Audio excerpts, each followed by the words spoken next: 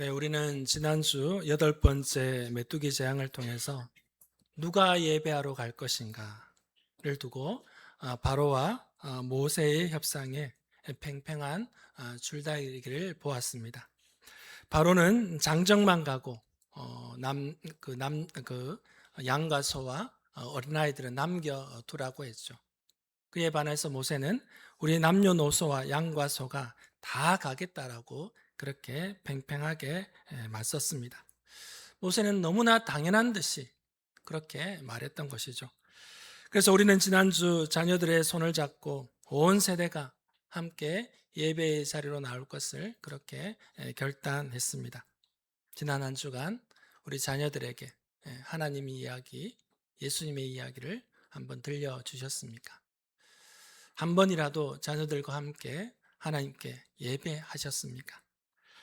결단은 그저 감동으로 은혜 받은 것으로 끝나지 않습니다. 바로 이것이 나의 몸의 습관이 될 때, 내 몸에 자리 잡을 때 비로소 열매를 맺게 된다는 사실을 우리는 꼭 기억할 수 있기를 바랍니다. 오늘 우리는 9번째 재앙, 흑암 재앙을 맞이하게 됩니다. 이제 10가지 재앙의 마지막 그런 문턱에 이르게 되었습니다. 그런데 이 9번째 재앙은 앞에 8번째 재앙과는 좀 결이 다릅니다. 피나 개구리나 우박이나 메뚜기, 뭔가 나타나거나 변하거나 때로 모여드는 것이 아니죠. 이번에는 있던 것이 사라지게 됩니다. 무엇이 사라졌을까요? 빛이 사라지게 되었습니다. 성경은 이 흑암을 아주 특이한 말로 표현해 주고 있습니다. 21절에 보면 더듬을 만한 흑암이라고 그렇게 표현을 하고 있습니다. 어둠을 더듬다, 만질 수 있다라고 그렇게 표현을 하고 있습니다. 애굽 사람들에게 있어서 이 상황, 빛이 없는 캄캄한 이 상황이 바로 단순하게 정전이 되는 그런 상황이 아니었죠. 애굽이 섬기던 최고의 신 라, 태양신 라, 그 신이 그 숭배받던 신이 사라지게 된 것입니다. 그리고 바로 또한 그 신의 아들로서 수왕을 받고 있지 않았습니까? 그래서 하늘의 해가 사라졌다는 것은 바로 애굽 종교 전체의 신장이 멎어버린 것과 마찬가지였습니다. 가장 높이 추앙받던 신이 3일 동안 자취를 감춰버리고 또 그 신의 아들이라고 했던 바로 역시 그 궁궐 안에서 한 발짝도 나오지 못한 채 어둠에 갇혀 있게 된 것입니다. 오늘 말씀을 통해서 우리는 어둠이 짙어질수록 더 선명하게 드러나는 하나님의 빛, 그리고 그 앞에 우리 빛의 잔으로서 우리는 어떤 자리에 서야 하는지 그것을 한번 발견해 보는 그런 시간이 될 수 있기를 주님의 이름으로 축원합니다.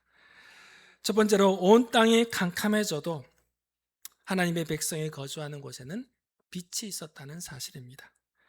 하나님께서는 모세를 향하여 명하십니다. 21절에 보시면 여호와께서 모세에게 이르시되 하늘을 향하여 내 손을 내밀어 애굽 땅 위에 흑암이 있게 하라.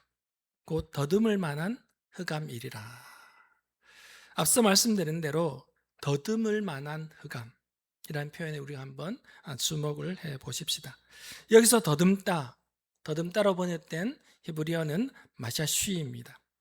손으로 만지다, 손으로 더듬어서 무언가를 찾다는 의미의 그러한 단어입니다. 여러분, 앞이 볼 수 없는 사람은 손을 뻗어서, 손을 더듬어서 그렇게 걷는 그런 몸짓, 그것을 바로 가리키는 말이라고 할 수 있습니다. 여러분, 한 치 앞도 안 보이는 그런 어둠 속에 한번 계셔본 적이 있습니까? 저는 새벽에 일어나기 때문에 지금은 좀 새벽이라도 좀 밝지만 겨울철 새벽에 일어나면 깜깜하죠. 그래서 불을 켜지 않고 제가 안방에 있는 화장실에 들어가서 문을 닫으면 정말 아무 빛도 들어오지 않기 때문에 캄캄하게 됩니다. 그 깜깜하면 눈이 필요할까요? 눈이 있어도 보이지 않습니다. 보이지 않기 때문에 뭔가 더듬을 수밖에 없는 그런 상황이 되는 것이죠. 빛이 없으면 눈이 아무 소용이 없다는 것입니다. 그래서 애굽의 모든 사람들이 그날로부터 손을 손을 더듬어서 사는 그런 삶이 된 것입니다.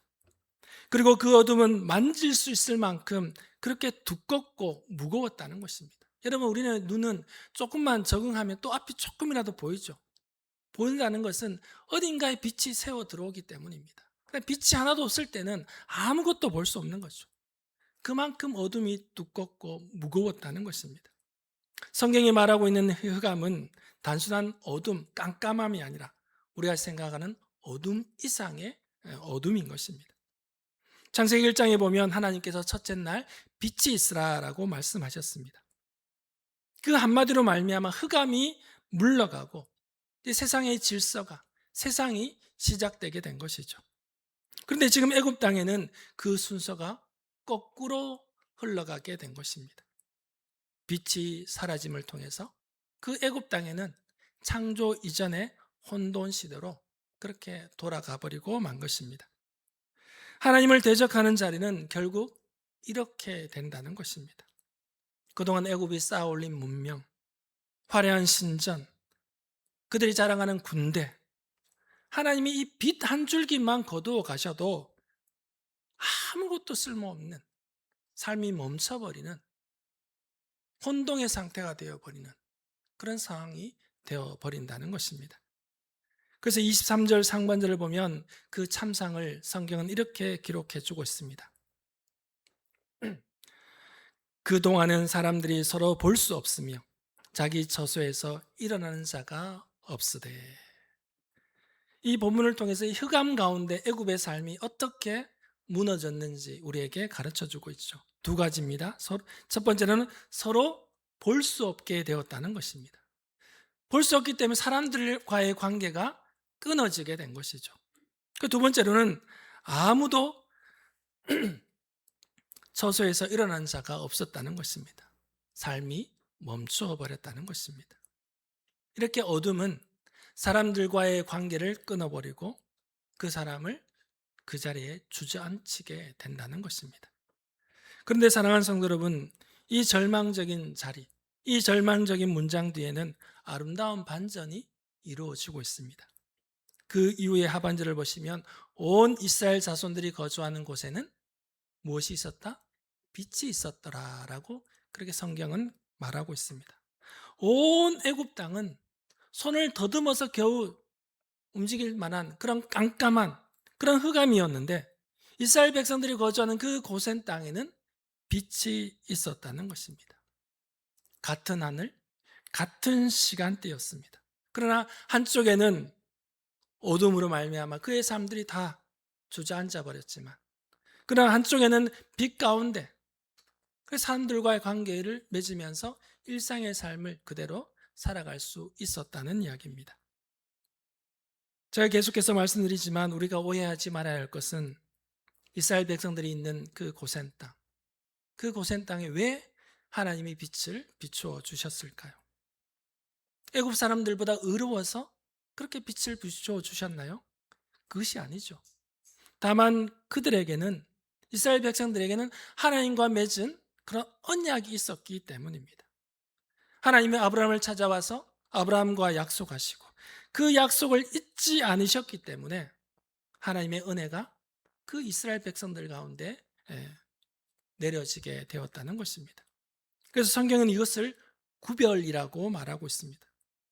하나님은 파리제왕 때부터 계속해서 내 백성이 거주하는 고센 땅을 구별하여라고 그렇게 말씀해 오셨습니다. 그 구별은 이스라엘 백성들이 나는 너와 달라 이렇게 구별을 만들어낸 것이 아니라 하나님께서 손수 베풀어 주신 은혜였다는 사실을 우리는 기억해야 할 것입니다. 사랑하는 성도 여러분, 지금 우리가 살아가는 시대도 참 어둡습니다. 경제가 어둡고 앞으로 생각해 보아도 암울한 그런 모습이지 않습니까? 우리가 하는 일도 어렵고 사람들과의 관계도 맺어가면 맺어갈수록 점점 어려워지고, 그리고 인심들은 점점 각박해지고, 뉴스를 들어보면 범죄도 정말 너무나 무서운 그런 일들이 일어나고 있습니다. 어디를 봐도 무슨 소식을 들어도 밝은 소식이라고는 전혀 들려오지 않는 그런 시대를 살아가고 있습니다. 그래서 세상 사람들조차도 무엇을 붙들어야 할지를 몰라서 손으로 벽을 더듬듯이 그렇게 현재를, 지금의 삶을 살아가고 있습니다. 그러나 우리 믿음의 사람은 다릅니다. 세상이 어둡다고 해서 우리 믿음의 사람들, 우리들까지도 어두워서는 안 되는 것이죠. 왜? 우리는 빛의 자녀이기 때문입니다. 우리는 참빛이 대신 예수 그리스도를 우리 안에 품었기 때문이죠. 요한복음 1장 5절에 보면 빛이 어둠을 비치되 어둠이 깨닫지 못하더라. 빛이 세상 가운데 내려왔지만, 그러나 그 빛이 왔지만 빛이 정작 빛이 온 줄도 모르는 그런 사람이 있다는 것입니다. 우리 가운데도 자신의 빛이 자녀임에도 불구하고 내가 빛의 자녀인지 모른 채 어둠 속에 살아가는 그런 어리석은 그런 성도가 되지 않기를 바랍니다. 어둠이 아무리 두꺼워도 빛을 이길 수는 없습니다. 어둠은 빛이 없는 상태일 뿐 그 어둠이 가지고 있는 힘이라고는 없습니다. 작은 불빛만 하나 비추어도 그 어둠은 물러가는 것입니다. 어둠이 빛을 삼켰다는 이야기 들어보셨습니까? 빛이 어둠을 삼키지 절대 어둠이 빛을 이기지 못하는 것입니다. 그래서 예수님은 요한복음 8장 12절을 통해 말씀하셨습니다. 나는 세상의 빛이니 나를 따르는 자는 어두움에 다니지 아니하고 생명의 빛을 얻으리라. 아멘. 그렇습니다. 예수님께서는 세상의 빛으로 오셨습니다. 그 빛을 따르는 자, 그들은 어두움에 다니지 아니하고 생명의 빛을 얻게 되는 것입니다. 그 생명의 빛을 얻은 자가 바로 저와 여러분이라는 사실을 우리는 꼭 기억할 수 있기를 바랍니다.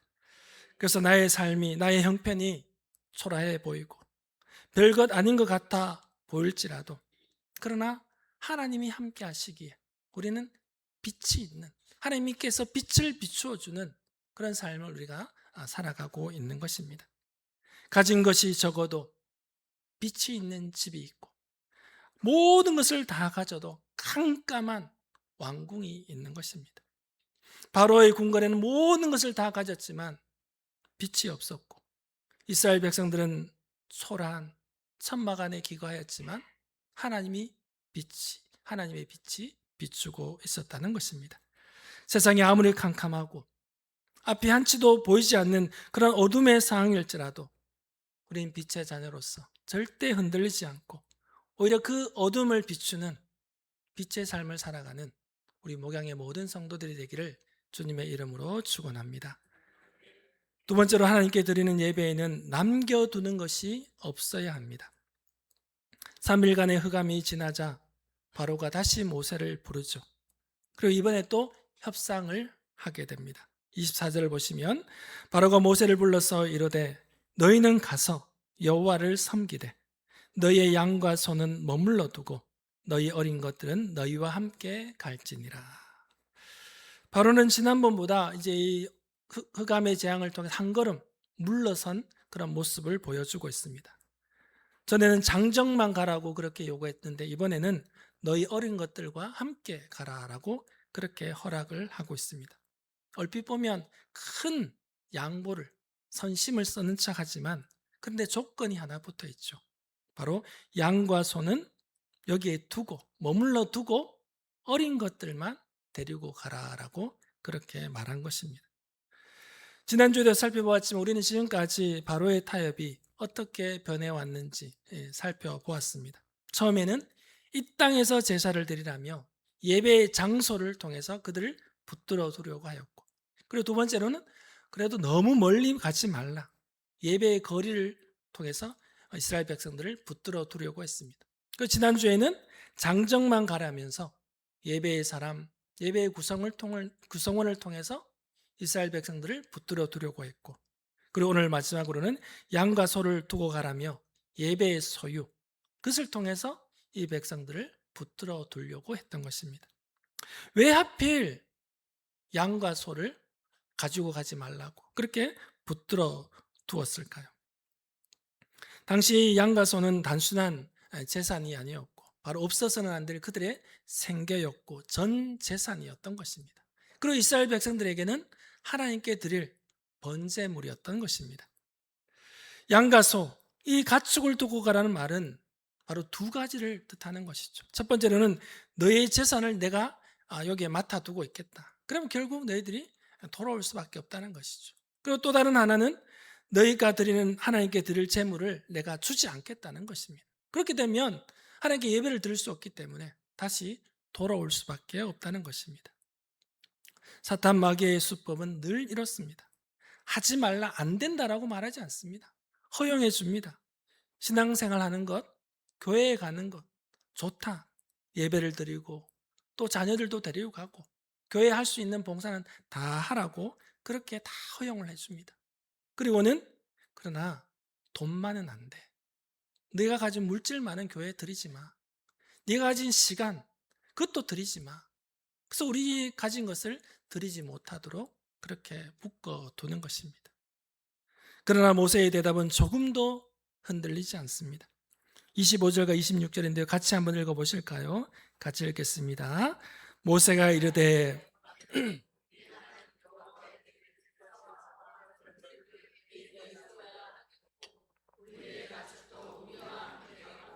한 마리도 남길 수 없으니 이는 우리가 그 중에서 가져다가 우리 하나님 여호와를 섬길 것임이며 또 우리가 거기에 이르기까지는 어떤 것으로 여호와를 섬기는지 알지 못함이니이다 하나.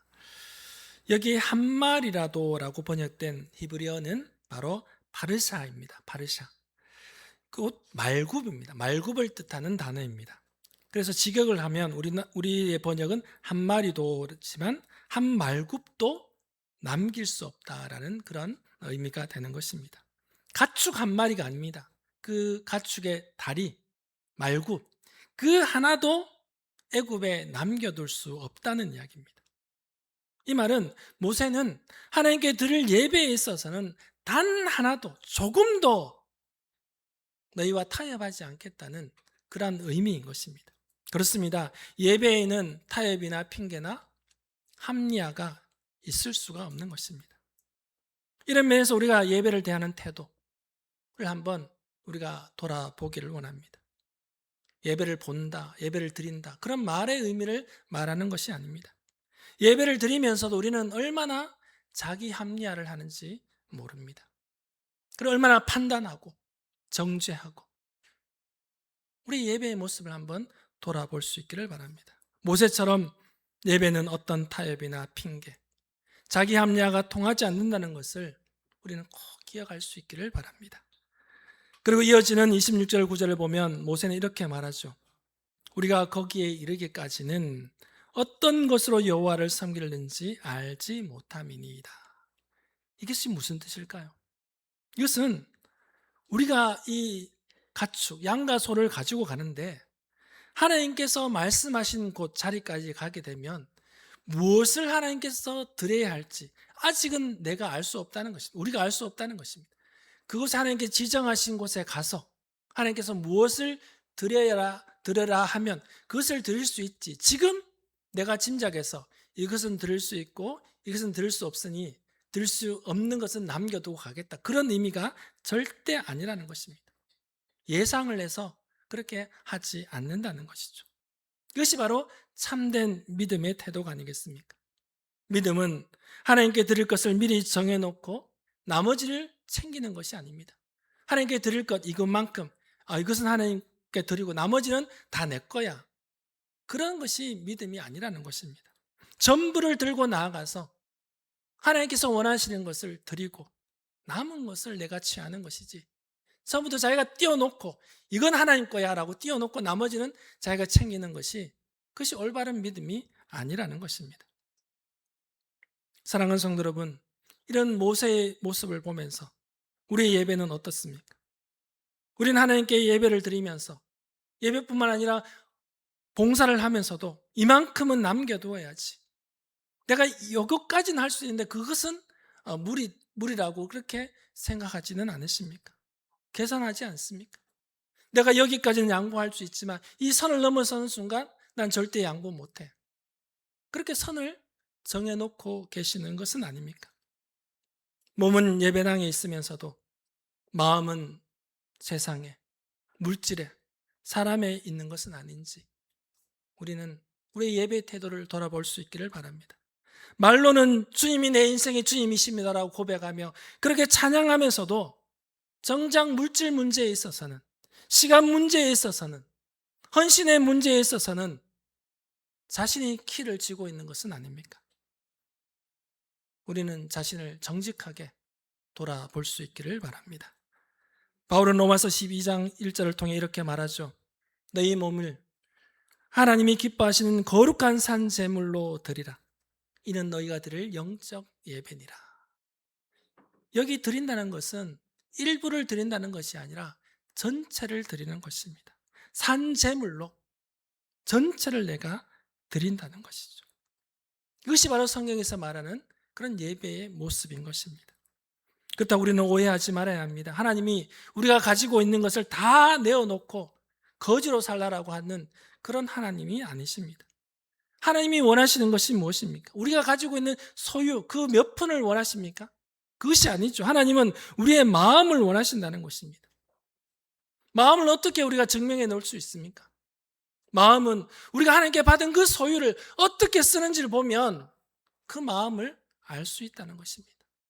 하나님께 드리는 것은 인색하면서 자기에게 쓰는 것은 아깝지 않게 그렇게 쓰는 걸 보면 우리는 알 수 있다는 것입니다. 그래서 예수님께서는 마태복음 6장 21절을 통해 우리에게 이렇게 말씀하셨죠. 내 보물이 있는 그곳에는 내 마음도 있느니라.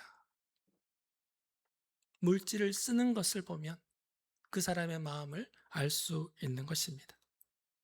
그래서 우리가 먼저 기억할 것이 있다면 우리가 드리는 것 역시도 이미 하나님께 받은 것임을 우리는 기억해야 할 것입니다. 하나님께서 주셨기 때문에 내가 드릴 수 있는 것이죠. 하나님께서 우리에게 요구하시기 전에 하나님은 먼저 미리 우리에게 다 주셨습니다. 우리의 구원을 위해서 독생자를 아끼지 아니하시고 우리를 위해서 내어 주셨습니다. 그 은혜를 아는 자만이 하나님 앞에 온전하게 드릴 수가 있는 것입니다. 애굽에 한 말굽도 남기지 않고 우리의 온 삶을 하나님 앞에 드릴 수 있는 그런 결단을 할 수 있는 우리 성도들이 될 수 있기를 주님의 이름으로 축원합니다. 세 번째로 은혜의 문이 닫히기 전에 결단해야 할 것입니다. 모세의 단호한 대답에 바로는 자기의 마음의 문을 이제 닫아버립니다. 27절과 28절을 보시면 여호와께서 바로의 마음을 완악하게 하셨으므로 그들 보내기를 기뻐하지 아니하고 바로가 모세에게 이르되 너는 나를 떠나가고 스스로 삼가 다시 내 얼굴을 보지 말라. 네가 내 얼굴을 보는 날에는 죽으리라. 애굽 땅 가운데 바로에게 9번의 재앙이 있다는 것은 반대로 보면 바로에게 9번의 기회가 있었다는 이야기입니다. 그 9번의 기회 때마다 하나님은 모세를 보내주시고 또 하나님의 말씀을 주셔서 바로로 하여금 돌이킬 수 있도록 돌아올 수 있도록 그렇게 기회를 주셨다는 것입니다. 그런데 방금 읽은 본문을 보면 바로는 이제 스스로 자기의 마음의 문을 닫아버립니다. 다시 내 얼굴을 보지 말라. 네가 내 얼굴을 보는 날에는 죽으리라. 하나님의 말씀을 전하는 기회를 주고 있는 이 모세를 자기 앞에서 이제 영영이 쫓아낸 것이죠. 기회를 다 스스로가 차단시켜 버린 것입니다. 우리가 여기서 기억해야 할 것이 있다면 성경은 하나님께서 바로의 마음을 완악하게 하셨다라고 그렇게 말하고 있고 동시에 성경은 바로가 스스로 자기의 마음을 완악하게 했다라고 그렇게 말하고 있습니다. 그렇다면 이 말씀이 무엇인가? 두 말씀이 서로 상충되고 모순되는 것은 아닌가라고 우리가 생각할 수 있을 것입니다. 그러나 우리가 보면 하나님은 역사의 주관자이십니다. 하나님은 역사의 주관자이시고 동시에 우리는 무엇입니까? 우리가 있는 선택, 결정을 할 수 있는 권한이 있고 그 결정을 할 수 있는 권한과 함께 따르는 책임이 우리에게 주어진 존재라는 것입니다. 그래서 우리는 하나님의 그 섭리를 다 이해할 수는 없어요. 뭐 이때는 이랬으면 이때는 이렇게 할 것이다, 이런 법칙이 없기 때문에 하나님의 신비를, 섭리를 다 이해할 수는 없지만, 분명히 우리가 성경을 통해 알 수 있는 한 가지는 하나님은 회개하려는 사람을 절대 막지 않는다는 것입니다. 하나님은 바로에게 이렇게 9번의 기회를 주셨습니다. 그러나 정작 바로는 하나님 앞 진정으로 회개하지 않았고 돌아오지 않았다는 것입니다. 이 마음의 문을 닫아버린 바로에게 모세는 이렇게 대답하고 있죠. 29절을 보시면, 모세가 이르되 당신이 말씀하신 대로 내가 다시는 당신의 얼굴을 보지 아니하리이다. 이제 더 이상 만남과 기회가 사라졌다는 말입니다. 그렇다면 바로에게 남은 것은 무엇일까요? 바로 하나님의 심판만 남게 된 것입니다. 이제 하나님의 은혜의 문이 완전히 닫혀버리게 된 것입니다. 사랑하는 성도 여러분, 어둠 속에서 그 3일을 보내면서 바로는 빛을 찾지 않았습니다. 그것이 가장 무서운 어둠이 아닐까요? 눈에 보이는 어둠보다 더 무서운 것이 있다면 바로 마음의 어둠, 이 완악함이라는 어둠이 더 무서운 것입니다. 눈에 보이는 어둠은 3일 만에 사라졌지만 바로 속에 그 완악함, 마음의 어둠은 끝내 거쳐지지 않았다는 것입니다. 우리는 이 바로의 모습을 보면서 우리 또한 이 마음의 문을, 마음의 어둠을 그대로 갖고 사는 것은 아닌지, 평생을 예수 믿는다고 하고 평생을 주님 앞에 나와 예배 드린다고 하면서도 마음에는 이 깊은 흑암 가운데 있는 것은 아닌지 우리는 돌아보아야 할 것입니다. 그래서 우리는 항상 말씀 앞에 서야 하는 것입니다. 바울은 고린도후서 6장 2절을 통해 말합니다. 보라 지금은 은혜 받을 만한 때요, 보라 지금은 구원의 날이로다. 언제? 지금이라는 것입니다. 다음, 내일이 아니라 지금입니다. 나중에 여유가 생기면, 이것이 문제가 좀 정리가 되면, 이제 내 삶에 좀 은퇴가 하고 나면, 자녀가 좀 크고 나면 나중에 그렇게 미루는 사이에 하나님의 은혜의 문이 닫히게 된다는 것입니다. 늘 신앙생활 해오면서, 예배하면서 마음 한구석에 오래 미루어둔 그런 결단들이 있습니까? 이걸 해야 되는데 내가 아직 하지 못하는 그런 일들이 있습니까? 사람들과의 관계에 있어서 내가 용서하지 못한 사람, 회복해야 될 부분이 있는데 계속 미뤄두고 있는 부분, 정리해야 될 나쁜 습관들, 하나님께 드려야 할 것이 있다면 미루지 마시고 지금 하나님의 부르심과 하나님의 말씀이 들려주는 순간에 하나님 앞에서 해결할 수 있는 그런 성도들이 될 수 있기를 축원합니다. 은혜의 문이 열려 있을 때 그 문으로 들어갈 수 있는 자가 바로 지혜로운 사람인 줄로 믿습니다. 오늘 우리는 9번째 이 흑암 재앙의 말씀을 통해서 주님의 3가지 음성을 들었습니다. 온 땅이 캄캄해도 하나님의 백성이 거주하는 곳에는 빛이 있었다는 것입니다. 그래서 우리는 빛의 자녀이기에 세상에 기죽지 않기를 바랍니다. 우리 안에 참 빛이신 예수 그리스도가 있기 때문입니다. 그리고 두 번째로는 하나님께 드리는 예배에는 남겨두는 것이 없어야 한다는 것이죠. 모세의 고백처럼 한 말굽도 남겨둘 수 없다는 그런 마음의 고백으로 하나님께 드릴 수 있는 그런 예배가 될 수 있기를 원합니다. 그리고 세 번째로는 은혜의 문이 닫히기 전에 결단해야 할 것입니다. 바로처럼 9번의 기회를 흘려보내는 그런 어리석은 인생이 되어서는 안 된다는 것입니다. 그리고 오늘 말씀을 마치기 전에 기억해야 할 장면이 하나가 있습니다. 이 애굽의 이 재앙이 있은 이후에 수십 년, 수백 년이 흐른 이후에 대낮에 온 땅이 캄캄하게 되었습니다. 마가복음 15장 33절을 보면 제6시가 되매 온 땅에 어둠이 임하여 제90까지 계속하더니 애굽에 임했던 그 흑암이 바로 골고다 언덕에 그 흑암이 다시 나타나게 된 것입니다. 그러나 이번에는 빛이 머무는 고센 땅은 없었습니다. 이번에는 반대로 어둠이 오직 한 분에만 집중되고 있었습니다. 이 세상에 빛으로 오신 예수 그리스도께 어둠이 집중되었기 때문입니다. 왜 그랬을까요? 왜 빛으로 오신 예수님께서 어둠에 들어가셔야 하셨을까요? 그것은 바로 우리가 그 어둠에 갇히지 않기 위해서, 오늘 우리가 빛 가운데 살 수 있도록 미리 예수님께서 그 어둠을 대신 담당해 주셨다는 사실입니다. 그리고 3일 후에 예수님은 그 무덤에서 다시 살아나셨습니다. 애굽의 흑암도 3일 만에, 그리고 예수님의 무덤에서도 3일 만에 빛이 나타나게 된 것입니다. 이 말은 어둠은 언젠가는 끝이 난다는 것입니다. 그러나 부활의 빛은 끝이 없음을 믿을 수 있기를 축원합니다.